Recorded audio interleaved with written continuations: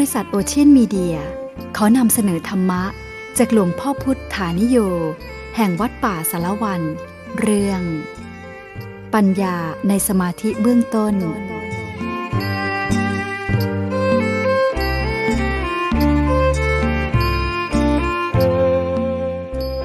ก่อนที่จะได้ฟังธรรมขอได้โปรดขอทุกท่านได้โปรดเตรียมนั่งสมาธิเพราะเราจะมาฝึกอบรมสมาธิภาวนาผู้เทศก็นั่งสมาธิเหมือนกันบัดนี้เราได้ตั้งใจได้เตรียมการนั่งสมาธิตามแบบและวิธีการคือได้นั่งขัดสมาธิเอาขาขวาทับขาซ้ายมือขวาวางทับมือซ้ายไว้บนตักต่างการกายให้ตรงดำรงสติให้มั่นมีสติสัมปชัญญะกำหนดรู้อยู่ที่จิตทำจิตให้มีสภาวะรู้ตื่นเบิกบานและทำจิตให้มีความรู้สึกว่าพระพุทธเจ้าพระธรรมพระสงฆ์อยู่ในจิตของเราแล้วดังนั้นเราจะสำรวมเอาเฉพาะจิตเท่านั้นการฝึกหัดทำสมาธิหรือการปฏิบัติสมาธิภาวนาเรามีความมุ่งหมายที่จะทำจิตให้สงบเป็นสมาธิมีสติปัญญารู้แจ้งแทงตลอดในธรรมะตามความเป็นจริงเพื่อเป็นเหตุเป็นปัจจัยละกิเลสโลภโกรธหลงที่มีอยู่ในจิตในใจของเราดังนั้นก่อนอื่นเราจึงได้ปฏิญญาณตนถึงพระพุทธเจ้าพระธรรมพระสงฆ์ว่าเป็นสรณะที่พึ่งที่ระลึกเสร็จแล้วก็ได้สมาทานศีลห้าศีลแปดตามกำลังและความสามารถของตนศีลที่พระไตรสรณคมที่เราปฏิญญาณตนถึงว่าเป็นสรณะที่พึ่งที่ระลึกเพราะเหตุว่าพระพุทธเจ้าเป็นบุคคลตัวอย่างแห่งการเสียสละเป็นตัวอย่างแห่งบุคคลผู้ไม่ฆ่าไม่เบียดเบียนไม่ข่มเหงไม่รังแกดังนั้นเราจึงปฏิญญาณตนถึงโดยที่จะยึดเอาพระองค์เป็นตัวอย่างการฆ่าสัตว์พระพุทธเจ้างดเว้นหมดแล้วการลักทรัพย์พระพุทธเจ้าก็งดเว้นการประพฤติผิดอพรหมจรรย์พระพุทธเจ้าก็งดเว้นมุสาวาทพระพุทธเจ้าก็งดเว้นสุราก็งดเว้นขาดการบริโภคอาหารในเวลาวิกาลคือตั้งแต่เที่ยงแล้วไปถึงตะวันขึ้นมาใหม่พระองค์ก็งดเว้นแล้วการดูการฟ้อนรำการขับร้องการประโคมดนตรีการดูการเล่นเป็นเสี้ยนน้ำเป็นข้าศึกแก่พรหมจรรย์การประดับการตกแต่งด้วยระเบียบของหอมดอกไม้เครื่องย้อมเครื่องทาพระพุทธองค์ก็ทรงงดเว้นโดยเด็ดขาดแล้วการนอนที่นอนอันสูงที่นอนอันใหญ่ภายในยัดด้วยนุ่นและสำลีพระองค์ก็งดเว้นขาดแล้วเพราะพระองค์เป็นผู้งดเว้นโทษดังที่กล่าวนั้นเราจึงปฏิญญาณตนถึงเพื่อจะเรียนแบบพระองค์ท่านโดยจะเพื่อปฏิบัติเพื่อความเป็นผู้งดเว้นเช่นเดียวกัน เมื่อเรามีเจตนางดเว้นดังที่กล่าว เราจึงเป็นผู้มีศีลที่ได้ศีลดังที่ได้สมาทานมาแล้วนั้นเป็นวิธีการตัดทอนกำลังกิเลสโลภโกรธหลงเมื่อมีอยู่ในจิตเราไม่สามารถที่จะพิชิตหรือขจัดให้มันออกไปจากจิตได้ทันทีทันใด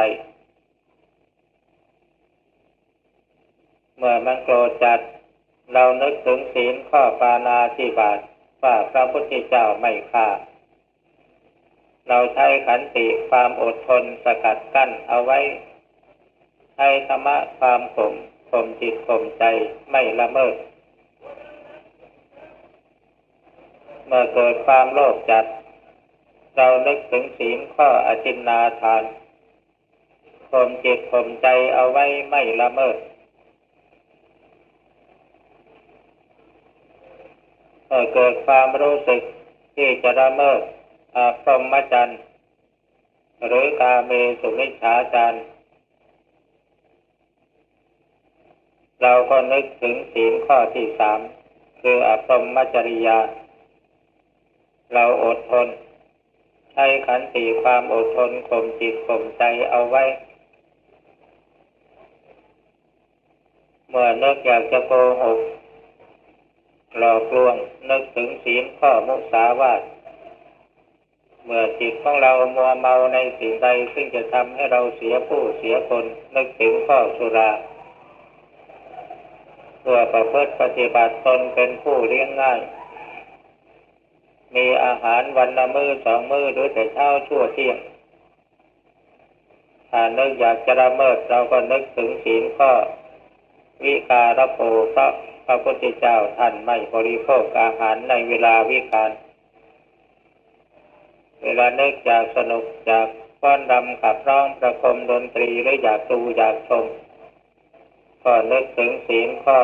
นัจจคีอยากประดับตกแต่งด้วยเครื่องตกแต่งต่างๆมีดอกไม้เครื่องของหอมเครื่องย้อมเครื่องทาเป็นต้นเรานึกถึงศีลข้อมาลาถ้าเราอยากจะดูอยู่บนที่นอนอันสูงที่นอนอันใหญ่เพื่อป้องกันไม่ให้เราติดสุขจนเกินไปเราก็นึกถึงศีลข้ออุจจาสยนะเมื่อกิเลสทั้งหลายเกิดขึ้นเราไม่อยากจะละเมิดกิเลสให้เรานึกถึงศีลที่ได้สมาทานมาแล้วนั้นการที่กิเลสโลภโกรธหลงมันเกิดขึ้นเรานึกถึงศีลดังที่กล่าวมาแล้วเราไม่ละเมิดศีลข้อนั้นๆก็ได้ชื่อว่าเป็นการตัดทอนกำลังของโลภโกรธหลงให้น้อยลงจนฝึกจิตฝึกใจอาศัยความอดทนงดเว้นด้วยเจตนาในเมื่อโลภโกรธหลงเกิดขึ้นมาเราไม่สนองความต้องการของมันเราเอาศีลมาเป็นเครื่องสกัดกั้นเอาไว้ก็ได้ชื่อว่าเป็นการขจัดกิเลสส่วนหยาบๆที่จะพึงล่วงเกินด้วยกายด้วยวาจาเมื่อเรางดเว้นกิเลสหยาบๆด้วยกายด้วยวาจาได้โดยเด็ดขาดจนกระทั่งเจตนาความตั้งใจจะงดเว้นกลายเป็นเรื่องคล่องตัวจนรู้สึกว่าเราไม่ได้ตั้งใจที่จะงดเว้นโทษนั้นๆแต่เพราะอาศัยการงดเว้นที่คล่องตัวชำนิชำนาญจนเป็นนิสัยทำให้เกิดพลังงานให้จิตมีความดูดดื่มในความดีมีแนวโน้มไปในทางที่เป็นบุญเป็นกุศลจนเป็นนิสัยฝังลึกลงไปในจิตเจตนาที่จะงดเว้นโทษนั้นๆได้เป็นไปเองโดยอัตโนมัติได้ชื่อว่าเป็นการตัดทอนกำลังของกิเลสหรือหักปีกหักหางของกิเลสให้มันอยู่แม้ว่ามันจะยังอยู่ในจิตในใจแต่เราไม่ทำอะไรตามคำสั่งหรือคำบงการของมันก็ได้ชื่อว่าเป็นผู้พยายามที่จะขจัด โทษอย่างหยาบที่จะล่วงเกินด้วยอำนาจของกิเลสด้วยอำนาจแห่งศีลอันนี้คือข้อปฏิบัติจุดประสงค์ของการสมาทานศีล กิเลสโลภโกรธหลงที่มีอยู่ในจิตของเรานั่นเราจะตั้งใจละเอานั่นมันละไม่ได้บัดนี้ท่านทั้งหลายได้มาสมาทานศีลห้าศีลแปดตามชั้นตามภูมิตามความสามารถของตนท่านมีกายวาจาอันบริสุทธิ์สะอาดเพราะไม่ละเมิดล่วงเกินศีลที่ได้สมาทานมาแล้วและมีเจตนาอันบริสุทธิ์ที่จะปฏิบัติตามศีลงดเว้นโทษตามที่ได้สมาทานมาแล้วและก็ได้มีสัจจะความจริงใจที่ตั้งใจจะประพฤติปฏิบัติให้ได้อย่างนั้นบัดนี้ถึงโอกาสที่เราจะได้อบรมจิตตามแนวทางแห่งสมถะวิธีและวิปัสสนาวิธีเพราะเรามาฝึกสมาธิวิปัสสนาความจริงเรื่องการฝึกสมาธิวิปัสสนาท่านทั้งหลายก็เคยได้อบรมและได้ฝึกกันมาบ้างพอสมควรแล้วเมื่อพูดถึงเรื่องและวิธีการที่จะปฏิบัติสมาธิวิปัสสนาเปิดการอบรมทีไรเราก็พูดถึงเรื่องสมถะเรื่องวิปัสสนาอยู่ในหลักอันเดิมนี่แหละดังนั้นวันนี้จะขอแนะวิธีการปฏิบัติสมาธิขั้นสมถะและวิปัสสนาควบคู่กันไปโดยจะเริ่มต้นด้วยการบริกรรมภาวนาเป็นหลักเอาไว้ก่อนบัดนี้ท่านทั้งหลายได้ปฏิญญาณตนถึงพระพุทธเจ้าพระธรรมพระสงฆ์ว่าเป็นสรณะที่พึ่งที่ระลึกแล้วขอให้ท่านกำหนดรู้ภายในจิตของตัวเองว่าพระพุทธเจ้าพระธรรมพระสงฆ์อยู่ที่จิตของเราเมื่อเรากำหนดรู้จิตรู้เป็นอาการแห่งพุทธเจ้าการทรงไว้ซึ่งสติสัมปชัญญะประคองจิตอยู่ในองค์ภาวนาได้ชื่อว่าทรงไว้ซึ่งพระธรรมความตั้งใจสังวรระวังเอาจิตเอาใจจดจ่อต่อการกำหนดอารมณ์ที่บริกรรมภาวนาหรือพิจารณาอยู่ได้ชื่อว่ามีพระสงฆ์อยู่ในใจในจิตดังนั้นเมื่อเรามีรู้สึกสำนึกอยู่ที่จิตของเราจึงมีพระพุทธเจ้าพระธรรมพระสงฆ์อยู่ในจิตตลอดเวลาดังนั้นณโอกาสนี้ขอให้ท่านทั้งหลายจงกำหนดบริกรรมภาวนาพุทโธในจิตนึกพุทโธพุทโธพุทโธพุทโธจะเพียงแต่นึกพุทโธที่จิตอย่างเดียวก็ได้หรือจะนึกพุทพร้อมลมเข้าโธพร้อมลมออกก็ได้นึกอยู่อย่างนั้นแหละหน้าที่ของท่านมีแต่นึกพุทโธพุทโธพุทโธพุทโธรู้อยู่ที่ลมหายใจอย่างเดียวอย่าไปกดหรือไปข่มจิตให้คือมีความสงบอย่าไปบังคับจิตและไม่ต้องเอาไปตั้งไว้ที่ไหนเอาจิตไว้กับพุทโธเอาพุทโธไว้ที่จิตมีสติรู้พร้อมอยู่ที่พุทโธพุทโธเป็นอารมณ์จิตเป็นสิ่งรู้ของจิตเมื่อมีสติรู้พร้อมอยู่ที่จิตในขณะที่นึกพุทโธพุทโธก็เป็นที่อาศัยระลึกของสติเมื่อจิตนึกพุทโธจนคล่องตัวจนติดสติรู้พร้อมอยู่ในขณะจิตนั้นเจ้าจิตก็นึกพุทโธอยู่ไม่หยุดสติก็รู้พร้อมอยู่โดยไม่ได้ตั้งใจแต่ว่าผู้ภาวนาพุทโธก็เป็นไปเองโดยอัตโนมัติ ผู้ทำหน้าที่รู้ก็รู้เองโดยอัตโนมัติเหมือนกับเราไม่ได้ตั้งใจแต่ว่าจิตของเรานึกพุทโธพุทโธพุทโธเองเมื่อจิตของเรานึกพุทโธเองอยู่ตลอดเวลาก็ปล่อยให้มันนึกอยู่อย่างนั้นอย่าไปฝืนมันอย่าไปบังคับให้มันสงบอย่าไปคิดอย่างอื่นแม้แต่คิดว่าเมื่อไรจิตมันจะสงบก็อย่าไปคิดในขณะที่เรานึกพุทโธพุทโธพุทโธอยู่อะไรมันจะเกิดขึ้นก็ให้เฉยอยู่ความรู้สึกว่ากายเบาเกิดขึ้นก็เฉยอยู่ความรู้สึกว่าจิตเบาเกิดขึ้นก็เฉยอยู่ความรู้สึกว่ากายสงบจากทุกขเวทนาก็เฉยอยู่รู้สึกว่าจิตสงบคือสงบจากความฟุ้งซ่านรำคาญก็เฉยอยู่อย่าไปเอะใจใดๆทั้งนั้นเมื่อรู้สึกว่ากายเบาอย่างเต็มที่จิตเบาอย่างเต็มที่มีความรู้สึกคล้ายๆกับว่าตัวลอยอยู่บนอากาศก็กำหนดรู้จิตเฉยอยู่จิตเกิดสว่างก็เฉยอยู่จิตมืดก็เฉยอยู่ให้รู้อยู่ที่จิตให้มีสติรู้พร้อมอยู่ที่จิตอย่างเดียวอย่าไปพยายามตั้งใจ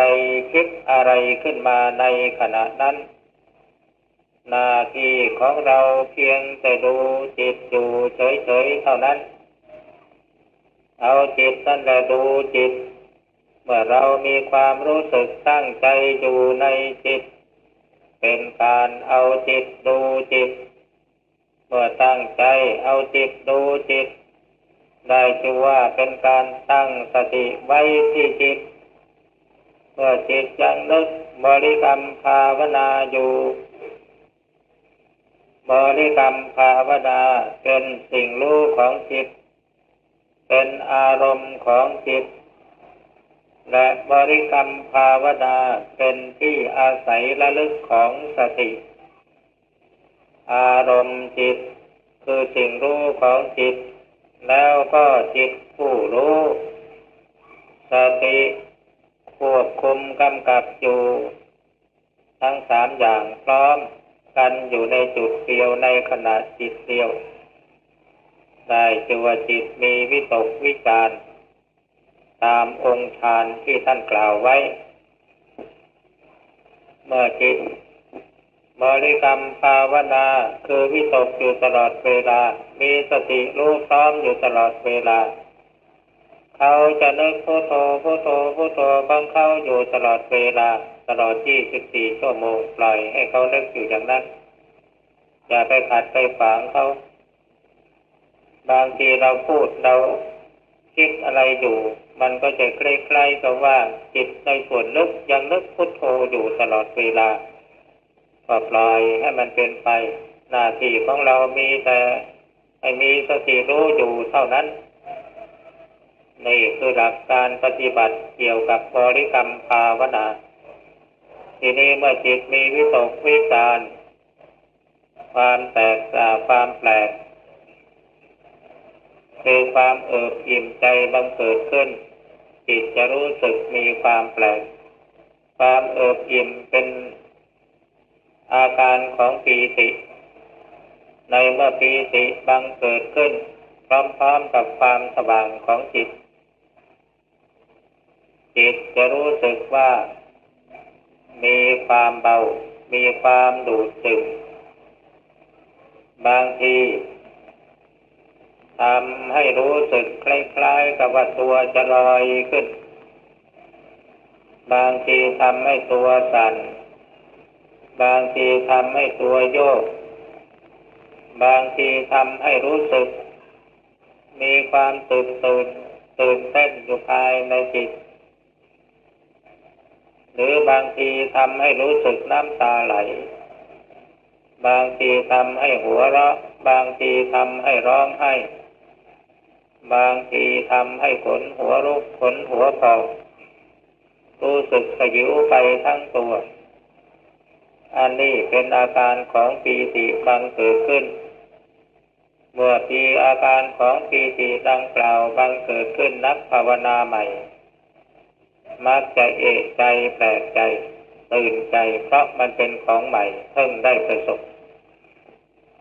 จิตยังไม่คุ้นต่อความเป็นอย่างนี้ต้องฝึกหัดไปบ่อยๆบางทีอาการของปีติอย่างใดอย่างหนึ่งเกิดขึ้นผู้ภาวนายังรู้เท่าไม่ถึงการพลังจิตพลังสติที่เป็นไปเองโดยอัตโนมัติยังไม่เพียงพอมีปรากฏการณ์แปลกๆเกิดขึ้นก็เกิดเอะใจตกใจตื่นสมาธิถอนอาการเหล่านั้นก็หายไปแต่ไม่เป็นไรพยายามทำบ่อยๆฝึกบ่อยๆจนกระทั่งเกิดความคล่องตัวชำนิชำนาญแล้วมันก็จะผ่านอาการเหล่านี้ไปเองในเมื่อจิตรู้สึกว่ามีปีติบังเกิดขึ้นความสุขอันเป็นผลพลอยได้ก็บังเกิดขึ้นเหมือนกันในเมื่อจิตมีปีติมีความสุขเป็นเครื่องหล่อเลี้ยงจิตก็ไม่ดิ้นรนไม่กระวนกระวายดำรงอยู่ในปีติและความสุขและอยู่ในความสงบก็ได้สมาธิที่ประกอบด้วยองค์คือมีวิตกวิจารปีติสุขเอกัคคตาเป็นสมาธิที่ดำรงอยู่ในฌานที่หนึ่งถ้าท่านผู้ใดภาวนาแล้วจิตดำรงอยู่ในฌานที่หนึ่งแม้ว่าความสงบละเอียดจนกระทั่งตัวหายจะยังไม่เกิดขึ้นก็ตามไม่ต้องไปใฝ่ฝันไม่ต้องไปนึกอยากได้อยากเป็นขอให้จิตดำเนินอยู่ในสมาธิขั้นปฐมฌานมีวิตกวิจารปีติสุขเอกัคคตาอยู่ตลอดเวลาถ้าเป็นได้อย่างนี้เป็นการดีเพราะสมาธิในขั้นมีวิตกวิจารปีติสุขเอกัคคตาจิตจะนึกบริกรรมภาวนาอยู่ตลอดเวลาหรือถ้าหากว่าจิตทิ้งคำบริกรรมภาวนาคือคำพูดเฉพาะที่บริกรรมภาวนาอยู่จิตก็จะเกิดมีความคิดผุดขึ้นมาเองจะเป็นความคิดอันใดก็ได้คือพึงสังเกตอย่างนี้เมื่อจิตอาศัยวิตกวิจารคือบริกรรมภาวนาเป็นต้นเหตุเมื่อมีวิตกวิจารขั้นบริกรรมภาวนาจนคล่องตัวแล้วจิตปล่อยวางอารมณ์ขั้นวิตกวิจารขั้นบริกรรมภาวนาพอวางอารมณ์นั้นไปเกิดความคิดใหม่ขึ้นมาซึ่งจะเป็นความคิดอะไรก็ได้แต่หากเป็นความคิดในขณะที่จิตมีความสงบก็ถือว่าจิตมีวิตกวิจารเหมือนกันผู้ภาวนาควรจะปล่อยให้จิตคิดไปแล้วสติเขาจะทำหน้าที่ตามรู้ไปเองในเมื่อเขามีสติตามรู้ไปเองปีติความสุขและความสงบก็จะบังเกิดขึ้นความสงบที่มีวิตกวิจารนี่หมายถึงความสงบจิตที่มีสติรู้พร้อมอยู่กับอารมณ์จิตแต่ไม่มีความฟุ้งซ่านรำคาญใดๆเข้ามาแทรกจิตยิ่งมีวิตกวิจารคือมีความคิดมากสติก็ยิ่งเด่นขึ้นเมื่อสติเด่นขึ้นจิตก็ยิ่งผ่องใสยิ่งใสสะอาดสว่างไสวจิตมีความคิดสติรู้พร้อมเกิดมีปีติเกิดมีความสุขในขณะนั้นอันนี้จิตสงบอยู่ในสมาธิขั้นฌานที่หนึ่งเป็นจิตดำเนินวิปัสสนาเพราะจิตสามารถกำหนด เอาอารมณ์จิตคือวิตกวิจารอันนั้นเป็นเครื่องหมายรู้ในเมื่อจิตมีอารมณ์สิ่งรู้คือความคิดที่คิดอยู่ไม่หยุดนั่นเองแล้วก็มีสติรู้พร้อมอยู่และพร้อมๆกันนั้นก็มีปีติมีความสุขมีความสงบอยู่ในหน้าที่ที่กำลังกำหนดจดจ้องดูเหตุการณ์ภายในจิตคือสิ่งที่เกิดดับอยู่นั่นเมื่อจิตมากำหนดรู้สิ่งที่เกิดดับในจิตในขณะนั้นเองเมื่อสติสัมปชัญญะยังไม่มีพลังแก่กล้าพอจิตก็ได้แต่กำหนดดูสิ่งที่เกิดดับอยู่ในจิตอย่างเดียวยังไม่มีอะไรเกิดขึ้นเพราะสติยังอ่อนแต่เมื่อสติมีพลังเข้มแข็งขึ้นมาความรู้สึกเกิดดับที่เกิดขึ้นในจิตนั้นสติที่แก่กล้าแล้วจะกลายเป็นปัญญาเมื่อสติเด่นขึ้นเมื่อไรจะมีปัญญารู้ทำตามความเป็นจริงคือจะรู้อารมณ์ที่เกิดดับในจิตว่าไม่เที่ยงเป็นทุกข์เป็นอนัตตาก็เป็นอันรู้พระไตรลักษณ์ขึ้นมาแล้วในเมื่อจิตรู้พระไตรลักษณ์การที่จิตรู้พระไตรลักษณ์นี่มิใช่ว่าจิตจะรู้ขึ้นมาในขณะนั้นว่าอันนี้คืออนิจจังไม่เที่ยงอันนี้คือทุกขังเป็นทุกข์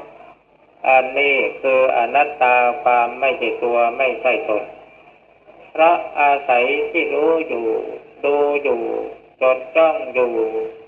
แต่จิตจะรู้อนิจจังทุกขังอนัตตาไปในทีโดยไม่ออกปากพูดแต่จิตจะรู้ถึงว่าสิ่งที่ปรากฏการอยู่นั่นคือตัวอนิจจังทุกขังอนัตตาแต่จิตจะไม่บอกว่านี่คืออนิจจังทุกขังอนัตตาเพียงแต่รู้อยู่ในทีในขณะใดที่จิตกำลังกำหนดรู้ความเปลี่ยนแปลงของสภาวะที่เกิดดับกับจิตอยู่ตลอดเวลาถ้าช่วงใดสติสัมปชัญญะยังเด่นอยู่วิชาความรู้แจ้งเห็นจริงยังเด่นชัดอยู่ความรู้สึกภายในจิตก็สักแต่ว่ารู้แล้วปล่อยวางไปรู้แล้วปล่อยวางไปรู้แล้วปล่อยวางไป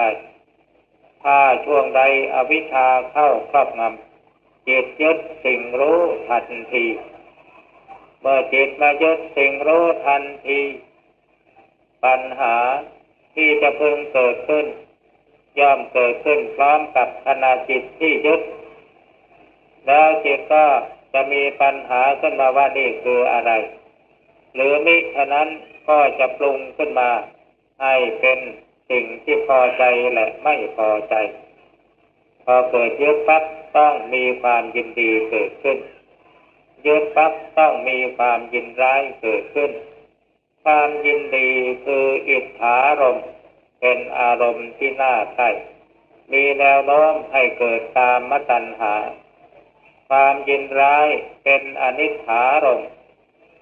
อารมณ์ที่ไม่น่าปรารถนามีแนวโน้มให้เกิดวิภวตัณหาเมื่อเกิดมีปัญหาอย่างนี้ขึ้นมาจิตก็ยึด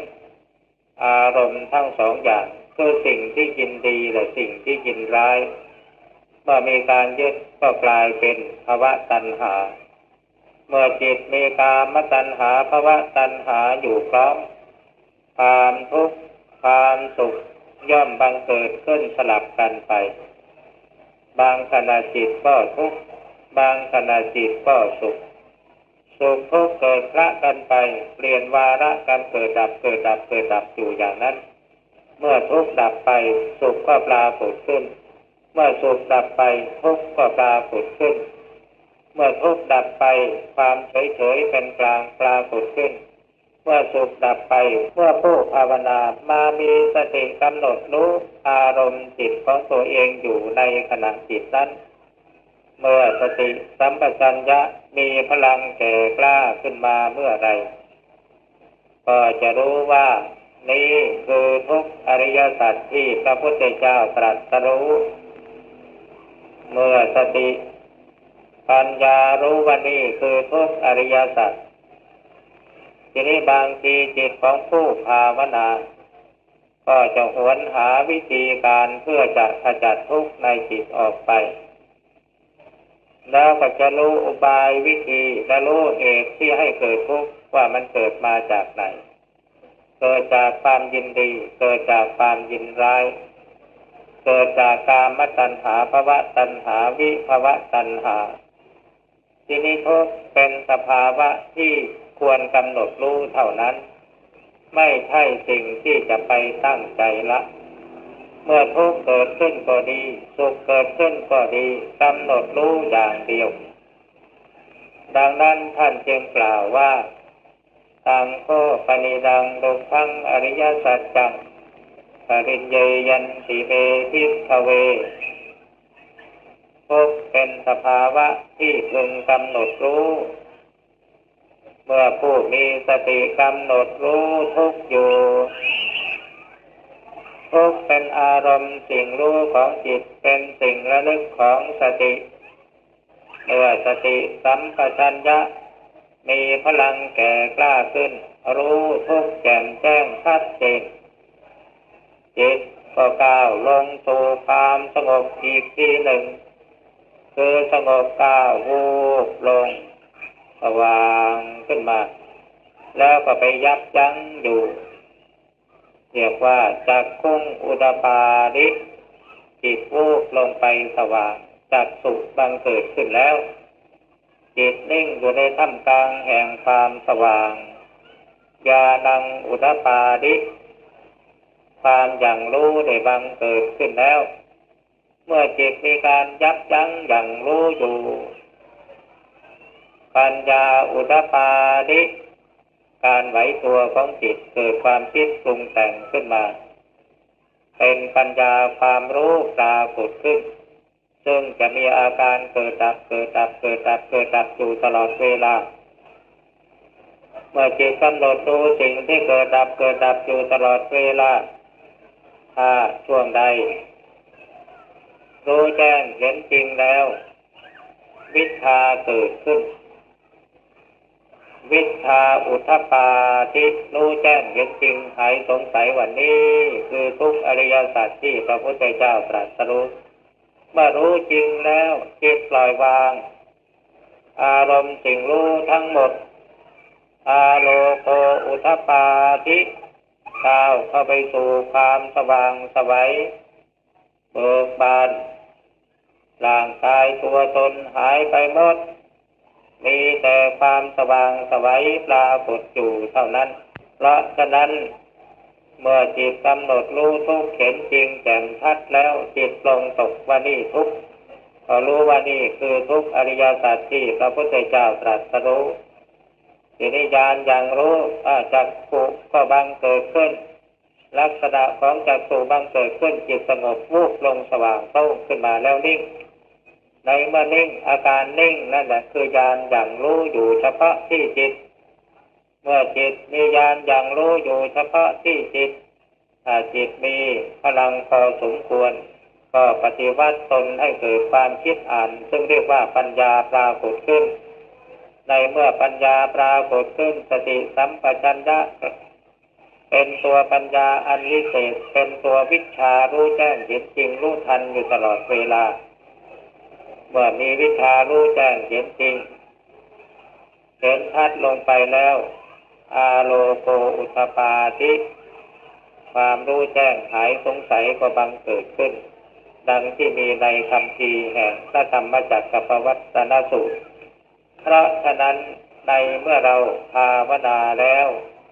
จิตเคยสงบเป็นสมาธิขั้นสมถะพอสมควรเราอาจจะไปติดอยู่ในสมาธิขั้นนี้เมื่อจิตมีพลังงานแก่กล้าขึ้นสามารถที่จะปล่อยวางบริกรรมภาวนาหรือเปลี่ยนจากความสงบนิ่งสว่างไสวอยู่นั้นไปเป็นความไม่สงบคือเกิดความคิดอ่านอยู่ตลอดเวลา อันนี้เรียกว่าภูมิจิตมันก้าวไปข้างหน้าเมื่อมีพลังสมาธิแล้วปัญญามันก็เกิดเพราะจิตมีสมาธิมีสติแล้วก็มีปัญญาเมื่อมีสมาธิมีสติปัญญามันก็ปฏิวัติตนให้เกิดมีความคิดอ่านขึ้นมาบางท่านก็เข้าใจว่าจิตมันไม่สงบแล้วเวลานี้มันเสื่อมมันฟุ้งซ่านก็มัวแต่จะไปบังคับให้มันหยุดนิ่งหยุดนิ่งหยุดนิ่งอยู่อย่างนั้นแหละมันก็เลยไม่ก้าวหน้าสักทีเพราะฉะนั้นนักปฏิบัติควรที่ได้ทำความเข้าใจไว้เมื่อเราบางครั้งในขณะที่เราบริกรรมภาวนาพุทโธพุทโธพุทโธพุทโธอยู่พอจิตมีอาการเคลิ้มลงไปเหมือนจะนอนหลับแล้วก็ทิ้งพุทโธพักแล้วมันไปสวดคาถาชินบัญชรอยู่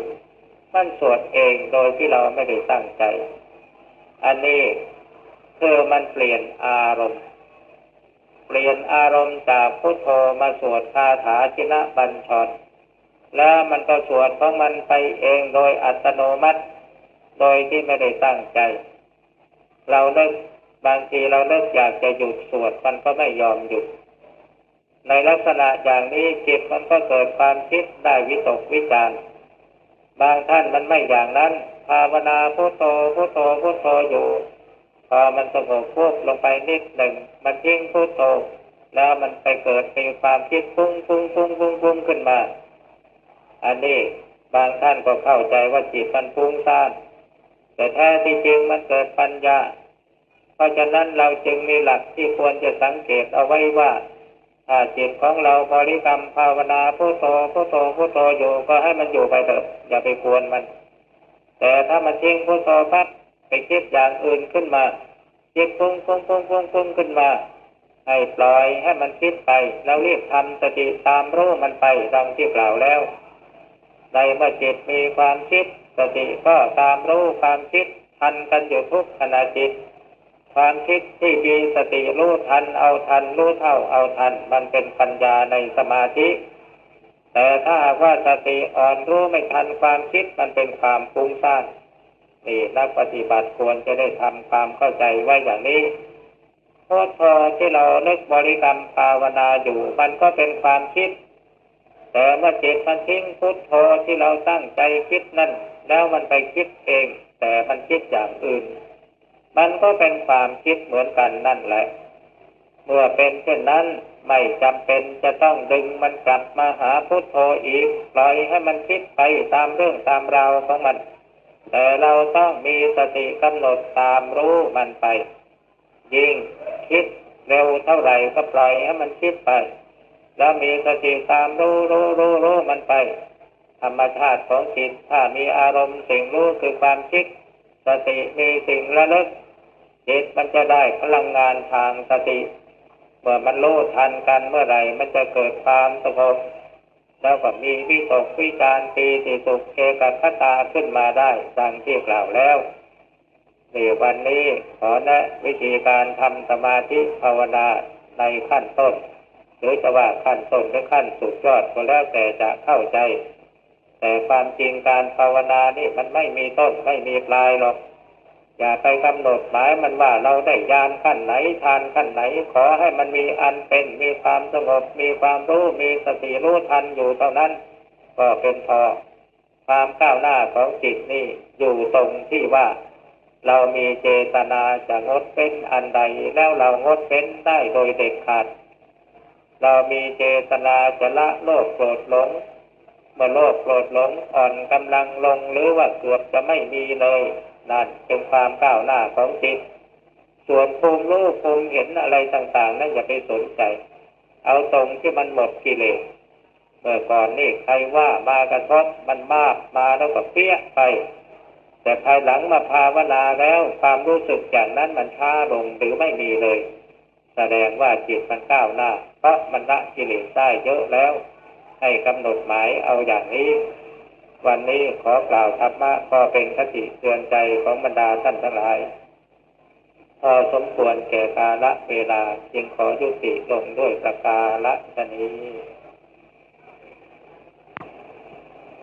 การปฏิบัติธรรมการทรงธรรมการรักษาศาสนารักษาจารีตประเพณีเป็นหน้าที่ของพุทธบริษัทภายในคือพระภิกษุสงฆ์ กติกาวัดของเรา เรามีการทำวัดเช้าทำวัดเย็นทุกวันทำวัดเช้าตอนตี 4ทำวัดเย็นตอน 6 โมงเย็นพอเราทำอะไรไม่ได้ก็พยายามทำวัดเช้าทำวัดเย็นไม่ให้ขาดให้ตั้งใจให้มีสัจจะเป็นการฝึกฝนอบรมตัวเองหมู่อาจจะคิดว่าทำไมหลวงพ่อไม่สอนพวกผมตั้งใจสอนอยู่2 ข้อนี้เท่านั้นสอนว่าให้ท่านทั้งหลายพยายามตั้งใจลงทำวัดสวดมนต์เช้าเย็นให้ได้ในมาดูบัญชีแล้วปรากฏว่ามีผู้ขาดเกินกว่า20 วันก็มีเกินกว่า15 วันก็มีเยอะแยะในเมื่อผมเทศน์ให้ฟังว่าท่านบวชมาแล้วเป็นลูกศิษย์ผมต้องลงทำวัดเช้าให้ได้ทุกวันทำวัดเย็นให้ได้ทุกวันเมื่อท่านไม่ยอมปฏิบัติตามผมก็ถือว่าท่านไม่ปฏิบัติตามโอวาทผมจึงไม่สอนท่านเมื่อเร็วๆมานี้มีท่านหนึ่งท่านมาขอยัตติท่านบวชมาจากทางฝ่ายโน้นท่านไปนั่งคุยอยู่ว่าผมนี่ออกจะคิดผิดหรือท่านตำหนิหมู่คณะว่าอย่างนั้นอย่างนี้อะไรทำนองนั่นแหละใกล้ๆกับท่านบอกว่าท่านบวชผิดที่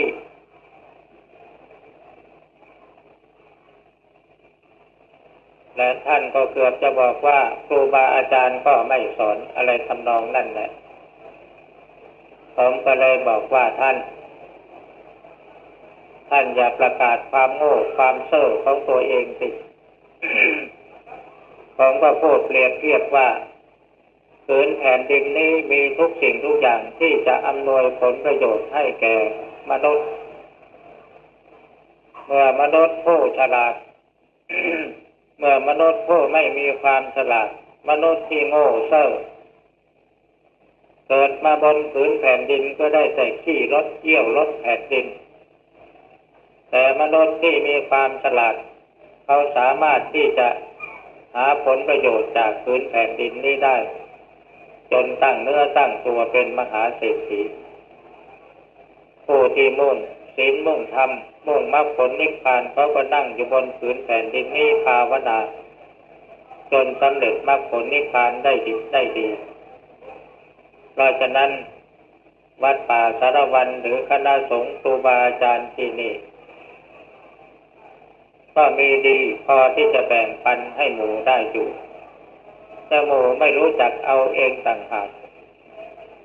ผมให้แล้วว่าท่านต้องทำวัดเช้าให้ได้ทุกวันทำวัดเย็นให้ได้ทุกวันผมมีให้แค่นี้เพราะอันนี้มันเป็นจุดเริ่มผู้ที่จะฝึกหัดจิตของตัวเองให้มีพลัง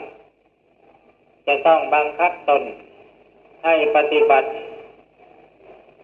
ทุกสิ่งทุกอย่างที่เราต้องการปฏิบัติให้ได้อย่างคงเส้นคงวาตั้งแต่การนอนเป็นเวลากินเป็นเวลาทำอะไรเป็นเวลา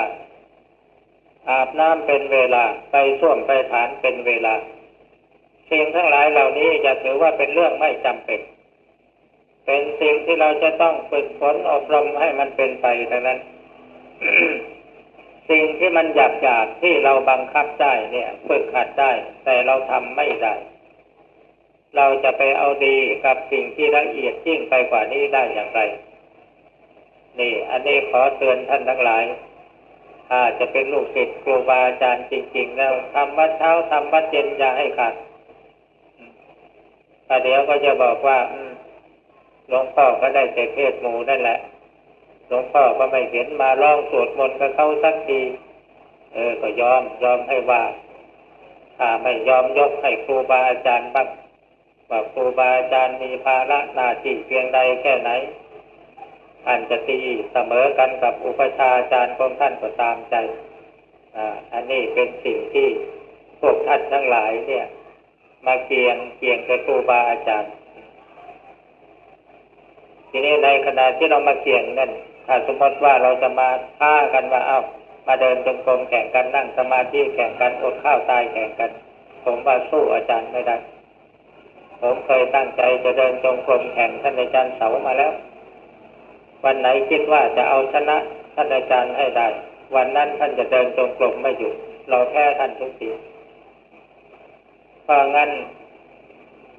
จุดเริ่มของความดีมันอยู่ที่การทำวัดสวดมนต์เช้าเย็นถ้าไม่มี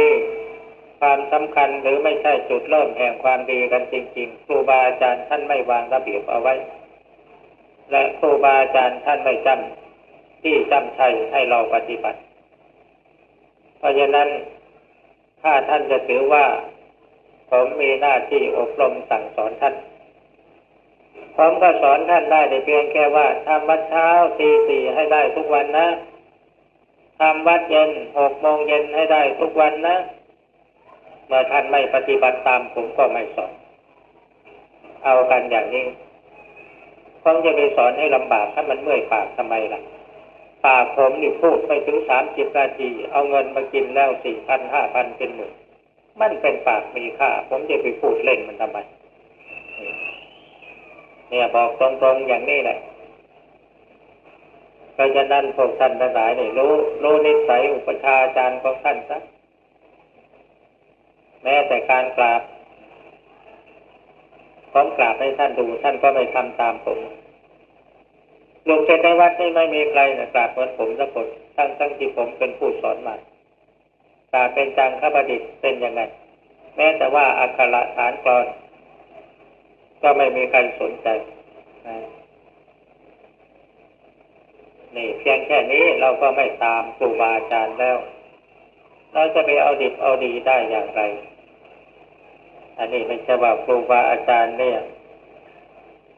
หัวโตโกนตัวอะไรหรอก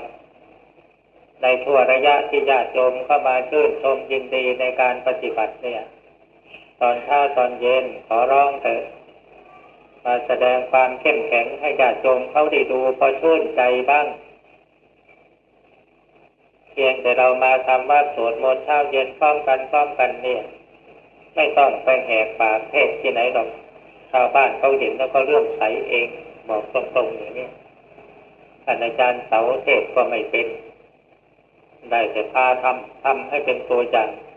แต่มีลูกศิษย์ทั่วประเทศพวกท่านมาบวชอยู่กับผมนี่เพียง40 50เพียง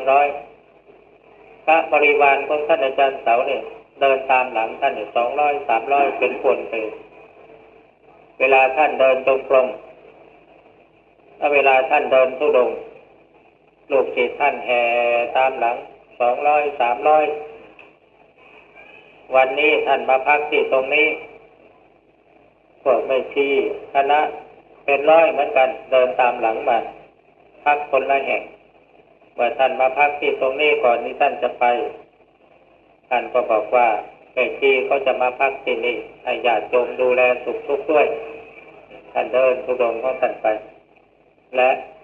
ท่านอาจารย์เสาก็ไม่ได้เทศเก่งเทศอะไรถ้าใครจะมาถามว่าอยากปฏิบัติจากภาวนาทำอย่างไรอาจารย์ภาวนาพุทโธสิภาวนาพุทโธแล้วมันจะได้อะไรดีอย่าถามพุทโธแปลว่าอะไรถามหาที่แตกอีกอย่างเป็นว่าถามหาที่แตกอีกอย่างนี่ถามหาหอกอีกอย่างมันเป็นตรงกับภาษาไทยแต่ท่านก็พูดตามภาษาของท่านเพราะท่านถือว่าท่านเป็นผู้ใหญ่แต่เราผู้น้อยไปพูดกับผู้ใหญ่มันก็เป็นคำหยาบแต่ท่านบอกว่าถามไปหาหอกอะไรท่านให้ภาวนาพุทโธอย่างเดียวถ้าใครตั้งใจปฏิบัติตามคำแนะนำของท่านได้ดีกันทุกคน พร้อมกับภาวนาพุทโธมันอย่างเดียวนี่แหละใครจะว่าอะไรก็ช่างใครเถอะถ้าใครว่าภาวนาพุทโธไม่ดีก็ช่างใครผมว่าผมภาวนาพุทโธแล้วผมดีนะภาวนาพุทโธแล้วเทศก็เก่งใครก็นิมนต์ไปเทศไม่หยุดไม่หย่อนชื่อเสียงโด่งดังทั่วประเทศไทยเพราะภาวนาพุทโธอย่างเดียวเท่านั้นแต่นี่เรามันใจไม่แน่เดี๋ยวจับโน่นวางนี่จับโน่นวางนี่มันมีท่านอาจารย์ครูบาอาจารย์ท่านเล่านิทานให้ฟังพระธุดงค์ไปภาวนาอยู่ในป่า อาจารย์สอนว่าให้ภาวนาอิติปิให้ภาวนาอิติปิอย่างคำเดียวทีนี้พอไปภาวนาอยู่ในป่าอิติปิอิติปิเสือเฝ้ามันกระโดดออกมานั่งเฝ้าทีนี้ใจก็นึกกลัวก็ภาวนาอิติปิอิติปิอิติปิอยู่เรื่อยไปทีนี้ว่ามันนึกว่าภาวนาอิติปิเนี่ยเสือมันไม่หนีต่อไปอีกสักคำน่ะอิติปิโสภควาเพราะว่าตัวนั้นเสือมันกระโดดกัดตายเลยอาจารย์ท่านพูดเป็นคติเตือนใจเอาไว้เลยแล้วก็นิยายอิติปิโสภควืออาจารย์องค์หนึ่งสอนให้ลูกศิษย์ภาวนาอิติปิโสภควือทีนี้เสร็จแล้วลูกศิษย์ก็ภาวนาอิติปิโสภควือภายหลังมาลูกศิษย์ไปเรียนที่เมืองหลวงกรุงเทพนู่นแหละไปได้เป็นมหาปรริญญามาพอกลับมาแล้วก็พากันนึกว่าโอ้ยอาจารย์สอนเราผิดมานานแล้วสอนอิติปิโสภควือไม่ถูกหรอกทีนี้เสร็จแล้วก็กลับมาก็มาแก้ทิฏฐิของอาจารย์ท่านมั่นคงในการภาวนาของท่านเพราะท่านรู้แล้วว่าใครจะภาวนาคำไหนจิตมันก็เป็นสมาธิเหมือนกันนั่นแหละขอให้ทำจริงพอลูกศิษย์บอกว่าอิติปิโสภควือของอาจารย์มันไม่ถูกต้องหรอกพวกผมค้นตำราหมดแล้วมันมีแต่อิติปิโสภควาเท่านั้นแหละทีนี้ท่านอาจารย์ท่านก็อิติปิโสภควาของท่านทั้งหลายถูกไปผมก็จะภาวนาอิติปิโสภควือของผมนี่แหละเรื่อยไปลงผลสุดท้ายอาจารย์กับลูกศิษย์มีความเห็นขัดกันแต่สามัคคีกันลูกศิษย์ก็อาศัยทิฏฐิมานะเพราะว่าอาจารย์เห็นผิดสอนผิดอย่างนี้เป็นอาจารย์พวกเราไม่ได้หรอกถ้าเป็นอาจารย์พวกเราไม่ได้คนนิมนต์อยู่สร้างผมจะไปอยู่ภูเขาท่านก็ไปอยู่ภูเขาท่านองค์เดียวทีนี้ทางลูกศิษย์อิติปิโสภควานี่ก็ไม่เอาใจใส่ในข้อวัดปฏิวัติทำวัดสวดมนต์ก็ไม่เอาอันไหนมีแต่เล่นแต่กินแต่เที่ยวทีนี้ทุกสิ่งทุกอย่างมันเสื่อมลงญาติโยมก็เสื่อมศรัทธาอดอยู่อดฉันหนักเข้าได้รับความเดือดร้อนก็นึกถึงครูบาอาจารย์ก็พากันจะไปอ้อนวอนครูบาอาจารย์ให้กลับมาอีกพอไปถึงมันก็เป็นเวลาดึกค่ำแล้วท่านก็บอกว่าผมก็ไม่มีที่ใดที่จะต้อนรับพวกท่านมีแต่ป่าสมัครใจที่ไหนก็เลือกเอาก้อนหินก้อนไหนพอที่จะอาศัยนอนได้ก็ตามใจทีนี้ท่านก็เดินจงกรมของท่านเรื่อยไปพอตื่นเช้ามา